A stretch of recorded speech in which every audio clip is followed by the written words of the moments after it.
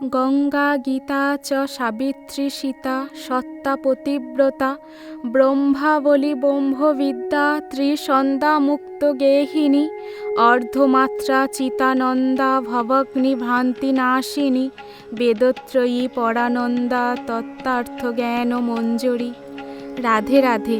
নমস্কার বন্ধুরা, ভগবানের অশেষ করুণায় আশা করি সকলে ভালো আছেন।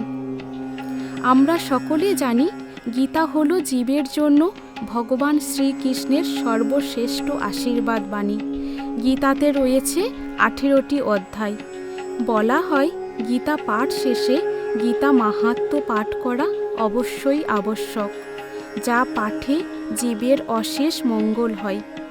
আর এই মাহাত্ম্য কথাই আছে গীতার 18টি নাম।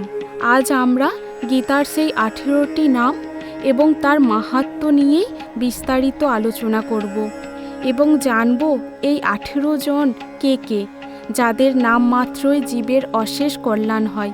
তো চলুন সেই 18টি নামের মাহাত্ম্য জেনে নিই। গঙ্গা, এর অর্থ হলো গঙ্গায় ডুবলে কোনো ব্যক্তি তার সকল পাপ নাশ করতে পারে, তাই সবার প্রথমে গঙ্গার নাম নেওয়া হয়। গীতা, যে ব্যক্তি গীতা পাঠ করেন সেই মুহূর্তে তার সকল পাপ না হয়, তাই এখানে গীতার কথা বলা হয়েছে। সাবিত্রী, তিনি এতটাই সতী ছিলেন যে তার মৃত স্বামীর প্রাণ ফিরিয়ে এনেছিলেন, তাই এখানে সাবিত্রীর কথা বলা হয়েছে। সীতা, ভগবান রামের স্ত্রী মাতা সীতা এতটাই পবিত্র ছিলেন যে রাবণ শত চেষ্টার পরেও তার নষ্ট করতে পারেনি, তাই সীতার নাম মহাপবিত্র বলা হয়। সত্তা, সত্তা বলতে আমাদের আত্মার কথা বলা হয়েছে। আত্মা যেমন অমর, গীতাও তেমনি অমর। পতিব্রতা, পতিব্রতা বলতে ভগবানের প্রতি আনুগত্য থাকা, কারণ একমাত্র ভগবান সকলের প্রতি আর আমরা সকলেই তার পত্নী। ব্রহ্মাবলী, ব্রহ্মশক্তি থেকে নির্গত শক্তিকে বলা হয় ব্রহ্মাবলী, যে শক্তির বিনাশ নেই। ব্রহ্মবিদ্যা, ব্রহ্মবিদ্যাকে আমরা ব্রহ্মাবলীর অনুরূপ বলতে পারি। ত্রিসন্ধ্যা, ত্রিসন্ধ্যা মানে হলো 3 কালের সমষ্টি, যথা ইহকাল, বর্তমানকাল ও পরকাল। মুক্ত গেহিনী, একমাত্র গীতা পাঠ করলেই মুক্তি পাওয়া সম্ভব, তাই এ নাম ব্যবহার করা হয়েছে।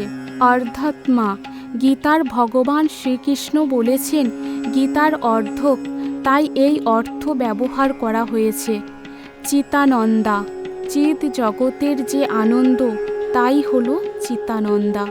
ভাবাগ্নি, অগ্নি যেমন সোনাকে পুড়িয়ে খাঁটি সোনায় পরিণত করে, ঠিক তেমনি গীতাই পারে আমাদের সকল পাপ দূর করতে।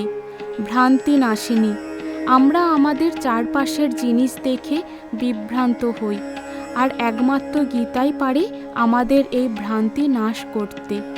বেদত্রয়ী, ত্রিবেদের সমন্বয়ে গঠিত শক্তি হল বেদত্রয়ী। পরানন্দা, অপরের দোষ না দেখে তার ভালো দিক দেখার মধ্যে যে আনন্দ, গীতায় তার কথাই বলা হয়েছে। তথাস্তু জ্ঞান মঞ্জরি, গীতা পৃথিবীর সকল জ্ঞান বিজ্ঞানের আধার, তাই একে জ্ঞান মঞ্জরি বলা হয়।